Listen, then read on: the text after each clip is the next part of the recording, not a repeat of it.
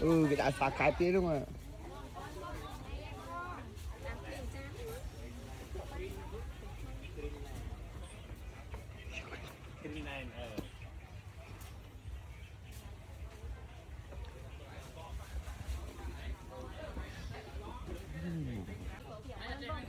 Em gặp buồn ở trong đây ở sai thèm ấy nha sai thèm bây giờ này ơi bao nhiêu khăn tất cả nhặt khăn tất cả ngoài đi khăn anh đặt cà phê trong cái thôi Đủ. dục từ đó trên trong cà phê không chân hả cha từ đó dục này cà phê vía Ồ chai đấy extra. À đấy liều vậy. một ngày dục thế giờ này nhưng mà tôi mà đặt đây hay in ta cha á mà cái tao một kim một anh cho trận này thì để là tay Ô trời mà cọp từ thực hiệp.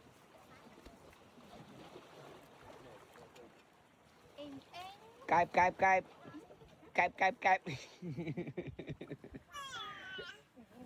không đúng một không được chuyện cạp trời mà mau chừng muốn lên không cua à là đi bằng mùi khai sai dương như này màu bia cô pu hay là chỉ bất miên phần mát đông một địch mơ không mơ sầm mót ấy chăng ấy nè này rồi xì khla địch mơ sầm mót khla đó ra em em ơi họ đang này đi mẹ lên khla tai chỉ vật dương nơi miền pe phần mát đông đọc trên năm cứ bên tại mực đông tê đã sao đó ô ra thì phải đi trái chun đã không group mới không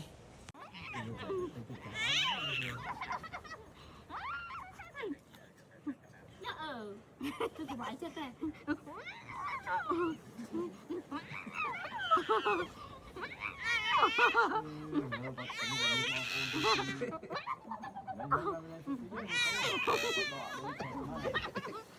relax bay một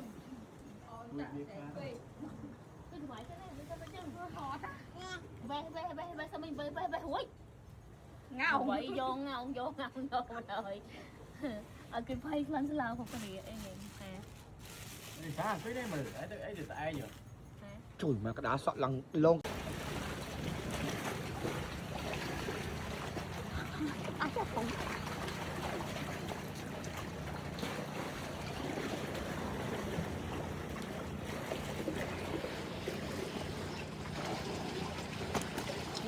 ôn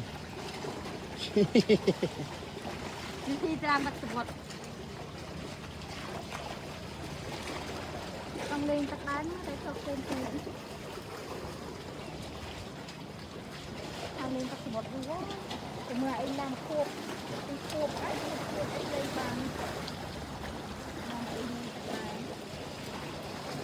làm mong bài này cột đi đó mong bài từ tủ sắp ra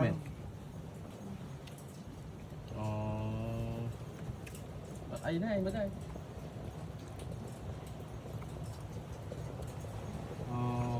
ôi mày hả là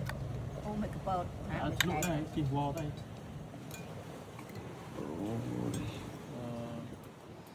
bây giờ thái nó rất là không ấy nó thật quá hay đó hả hay là hai năm lộ với nữa nãy mà nhập iPhone con đó nhập iPhone đó bông đó bông tiệt ra cho tiệt này chấm mì vùng này đã mà cái lá cây mình đẹp mà vua đây đây rồi là đi mau mắn không mau mắn pin đập tâm tin nó kẹp lại tì đi em đi lại cho em này